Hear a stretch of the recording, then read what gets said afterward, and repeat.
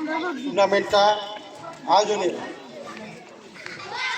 সর্বপ্রথম মহান সৃষ্টিকর্তার কাছে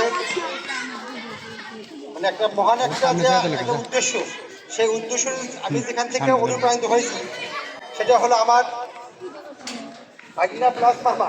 উনি আমার সম্পর্কে আসলে ভাগিনা, কিন্তু উনি হলো আমার অনেক বড় যদি মামা।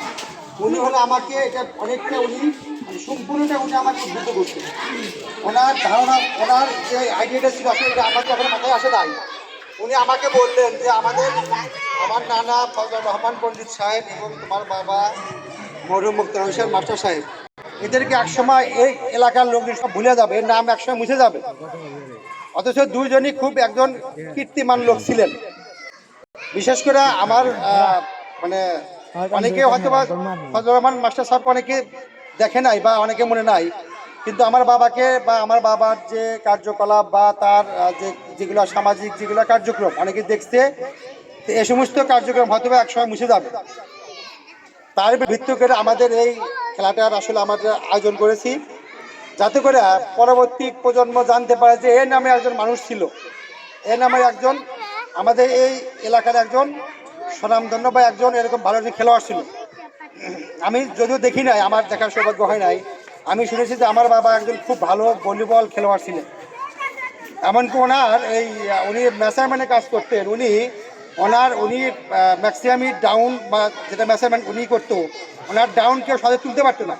উনি এতটা স্পিডে দিতেন যে কেউ ধরতে পারতো না, অথবা বেশিরভাগ এই যে এরকম খারাপ হয় নাকি বেশি মারতো, আমি যদিও দেখি নাই। যাই হোক, এই সমস্ত কীর্তিমান মানুষদের স্মরণ করার জন্য এবং তাদেরকে তাদের স্মৃতি ধরে রাখার জন্য আমাদের এই ক্ষুদ্র আয়োজন। এবং আমি মানে সবার কাছে আমি গভীর কৃতজ্ঞতা জানাই, বিশেষ করে আমাদের হাজি মিজানুর রহমান বাবলু ভাই, উনি তার শত ব্যস্ততার সময় এখন আমাদের মানে সবাই আসে হলো সংসদ নির্বাচনে আসি ব্যস্ত। আমাদের চেয়ারম্যান সাহেব আসছে, আমাদের মেম্বার সাহেব আসছেন, এদিকে শরীফুল আসছে, শেখ জাহিদ হাসান ভাই আসছেন, তাদের মূল্যবান সময় নষ্ট করে আমাদের এখানে আসছে, এর জন্য আমি গভীর কৃতজ্ঞতা জানাই। এবং পরিশেষে আমি ভাইয়ের কাছে আমি একটা অনুরোধ করবো, সবুজরা বলছে আমাদের এলাকায় আসলে কোনো নদী ভাঙার কারণে যে কোনো কাহিনী হোক, আমাদের কি এলাকায় কোনো মাঠ নাই, পোলাবান যে খেলবে, পোলাবান মোবাইল নিয়ে ঘুরবে না কেন, যাবে কোথায় ওরা, যাওয়ার মধ্যে কোনো জায়গা নাই। ইনশাল্লাহ আমি অনুরোধ করব যে আপনারা একটা আল্লাহর রহমতে যদি দল ক্ষমতায় আসে, আপনারা একটা সুন্দর মাঠ দিবেন, খেলার পরিবেশ তৈরি করবেন, দেখবেন আমাদের এলাকা থেকে মাদক অনেক কমে যাবে ইনশাল্লাহ। কারণ খেলা পোলাপানকে যদি ব্যস্ত রাখা যায়, ওরা কখনো ওই ধরনের লাইনে যাবে না।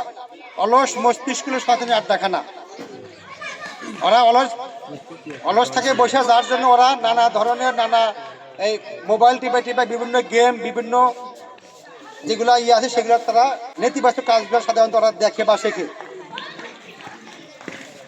পরিশেষে আমি সর্বাঙ্গীন মঙ্গল কামনা করে এবং আজকের খেলাটা সবাই যেন ভালোভাবে খেলতে পারো, এই বলে আমি আমার বক্তব্য শেষ করছি।